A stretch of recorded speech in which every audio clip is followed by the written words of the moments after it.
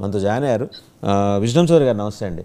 So మొత్తానికి ఏంటంటే నిన్న చోటు చేసుకున్న డెవలప్మెంట్స్, అలాగే ఈయన్ని ఎప్పుడు జైలుకి పంపిస్తారు, నిన్న నుంచి వివిధ మీడియాల్లో పడుతున్న శిక్షాకాలం లెక్కేస్తే 250 నుంచి 300 ఏళ్ళ దాకా ఆయన జైల్లో ఉండే అవకాశం ఉంది. మరి మీరేమంటారు? మీరు ఎన్నేళ్ళు శిక్ష విధించబోతున్నారు ఆయనకి? ముందుగా 99 ప్రేక్షకులకు, ఈ డిబేట్లో పాల్గొన్నటువంటి మిగతా వక్తలకు నమస్కారం. ఒకటేంటంటే, నువ్వు చెప్పిన విద్య నీరజాక్ష అన్నట్టుగా గతంలో తప్పులు చేసిన వాళ్ళు దానికి విమర్శ చేయడానికి అర్హులా కాదా అనేది వాళ్ళ విజ్ఞతకు విడిచిపెట్టేద్దాము. నెంబర్ 1. నెంబర్ 2 ఏంటంటే, ఇప్పుడు ఎవరికైనా పడ్డవాడికే తెలుసుద్ది కష్టం అని చెప్పి బాధలు పడ్డా, ఇబ్బందులు పడ్డా రఘురామకృష్ణరాజుకి తెలుసు కానీ సమస్యలు మనం పైన నేనైనా చెప్తాం. ఇప్పుడు ఆయన నిజంగా కస్టోడియల్ టార్చర్ చేశారా లేదా, వీడియోలో చూపించారు అనేది ఇది పబ్లిక్గా రహస్యం. అది సికింద్రాబాద్ ఆర్మీ హాస్పిటల్ రిపోర్ట్ ఉంది. ఆమె అక్కడ డాక్టర్లు ఇచ్చిన రిపోర్ట్ని హైడ్ చేసి సూపరింటెండెంట్ వాళ్ళ హస్బెండ్ వైసీపీ లీగల్ సెల్లో ఉన్నందుకు ఆమె ఏం చేసింది, ఆమెకి సూపరింటెండెంట్కి అక్కడ జీజీహెచ్లో పోస్టింగ్ ఇచ్చినందుకు గాను ఆమె అక్కడ కూడా రిపోర్ట్ కరెక్టే ఇచ్చారు. ఆర్థోపెడిక్ డాక్టర్లు అవన్నీ ఇచ్చిన దాన్ని ఆమె హైడ్ చేసేసి ఈమె వేరే రిపోర్ట్ చేసి ఈమె సంతకం పెట్టి పంపించింది. ఈమె రిపోర్ట్లో అక్కడ ఆర్థోపెడిక్ డాక్టర్లు మిగతా డాక్టర్లు సంతకాలు పెట్టలేదు. ఇప్పుడు అందుకే ఆయన స్పెసిఫిక్గా ఆమె పేరు పెట్టి ఉండొచ్చు. ఒకటేంటంటే, దీంట్లో సుప్రీంకోర్టు అయినా కోర్టులు ఏమవుతున్నాయంటే ఇక్కడ వచ్చేటప్పటికి ఈ క్రిమినల్ ప్రొసీజర్ కోడ్లో ఈ కోర్టులు తీర్పులు చెబుతాయి, నేర విచారణ పోలీసులు జరుపుతారు ఏ విభాగం అయినప్పటికీ కూడా. సో న్యాచురల్గా ఏమవుతుందంటే, పోలీసుల మీద ఇట్లా చేసినట్టయితే వాళ్ళ ఆత్మస్థైర్యం దెబ్బతింటుందనే ఒక కోణంతో సుప్రీంకోర్టు దాన్ని. ఇంకొకటి ఏంటంటే, సుప్రీంకోర్టు కూడా ఏంటంటే ట్రయల్ కోర్టు తీర్పులు వచ్చిన తర్వాత కంక్లూజన్కి వస్తారు తప్ప, దీంట్లో ఏంటంటే చాలామంది క్రిమినల్ కేసులు ఎక్విట్ అయిన తర్వాత బెనిఫిట్ ఆఫ్ డౌటో అంటే స్కోప్ తక్కువ ఉంటుంది. క్లియర్గా నాట్ ప్రూవ్డ్ అనేది దాని మీద ఏంటంటే వాళ్ళు కేసు పెడితే, ఇప్పుడు మీకు గుజరాత్లో భట్ సంగతి చూసాం మనం. అక్కడ ఏదైతే గోద్రాలర్లో కేసులో నిరూపణ కానందుకు తిరిగి ఆయన మీద కేసు పెట్టి ఆయన ఏ పరిస్థితికి వెళ్ళడం మనం చూసాం. సరే, లోకమంతా భట్కి అన్యాయం జరిగిందని మనం చెబుతాము, లోకల్ జరిగిన పరిస్థితులు పూర్తిగా మనకు అవగాహన లేదు, మీడియాలో వచ్చిన దాని మీద మనం మాట్లాడతాం. ఇక్కడ కూడా ఏంటంటే ఇక్కడ మనకు పూర్తిగా అవగాహన ఉంది. ఇప్పుడు రఘురామకృష్ణరాజు గారి గురించి మిత్రులు మాట్లాడారు.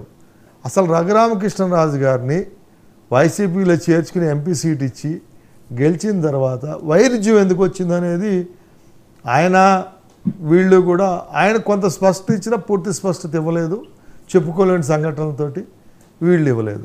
మీడియాలో మనం చూసిన కథనాలు ఏంటి, వైసీపీ సంబంధించిన ఒక ఎంపీ ఇసుక లారీ గురించి చేస్తే ఆయన పట్టించుకోలేదని, కనీసం సీఎం అపాయింట్మెంట్ అడిగినా ఇవ్వలేదని, మాట్లాడలేదని, అంతేకాకుండా ఎన్నికలకు ముందు ఎన్నికల ఫండ్ కింద ఆయన దగ్గర ఒక పెద్ద మొత్తంలో తీసుకుని కూడా అది తిరిగి ఇవ్వకుండా, మరి అంతేకాకుండా ఆయన కనీసం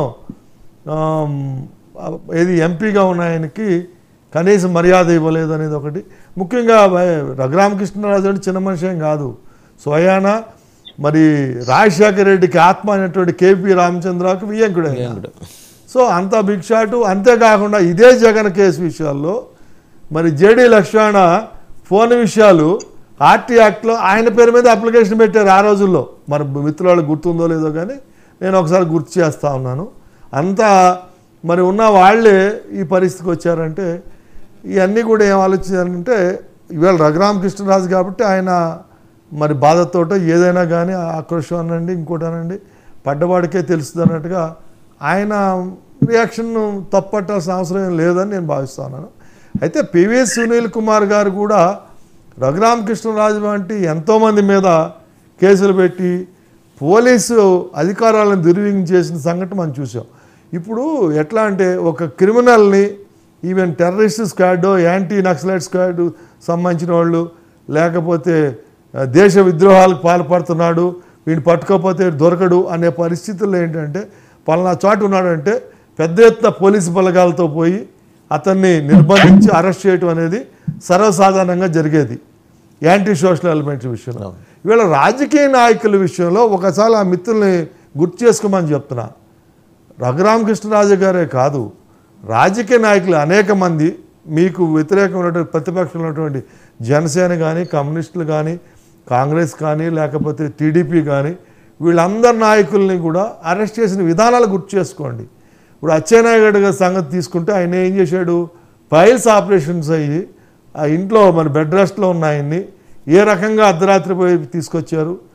అదేవిధంగా ఇంకా పేరు చెప్పాలంటే చాలామంది పేర్లు చెప్పాల్సి వస్తుంది కాబట్టి ఆ నాయకులందరినీ కూడా ఏ రకంగా మీరు ఇళ్ల మీద పడి పోలీసు బలగాలతో జులుము, ఒక చెప్పాలంటే జులుము.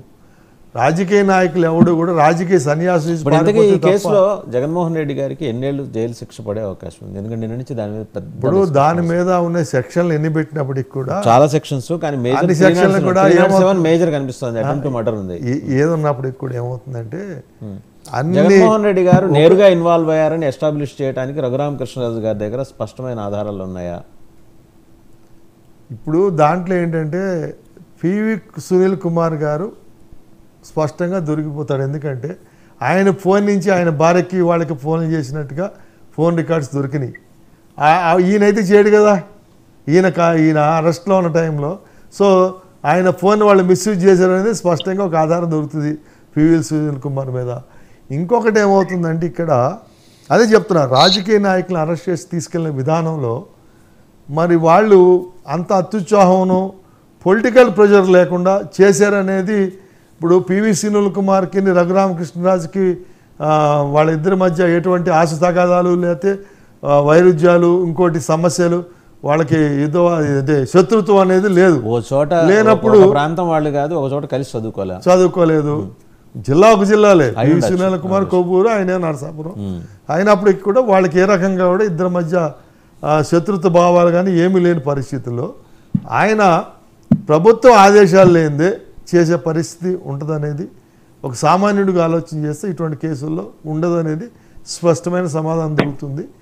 కాకపోతే మీరన్న జైలు శిక్ష విషయంకి వచ్చినప్పటికీ ఏంటంటేనండి, ఒక్కో సెక్షన్కి దాంట్లో నిర్దేశిత శిక్షా సూచి ప్రకారంగా ఇంతకాలం జైలు శిక్ష లేకపోతే అపరాధ రుసుము ఇవన్నీ ఉంటాయి. అయితే అల్టిమేట్గా జడ్జిమెంట్ వచ్చినాక అన్ని సెక్షన్ల మీద కూడా ఒకే కాలంలో ఇవన్నీ ఇంప్లిమెంట్ చేసేటప్పటికి హైయెస్ట్ పీరియడ్ది ఈ అన్నింటిలో కలిపి ఇంప్లిమెంట్ చేస్తారు తప్ప ఒక్కో సెక్షన్కి ఒకదాని తర్వాత ఒకటి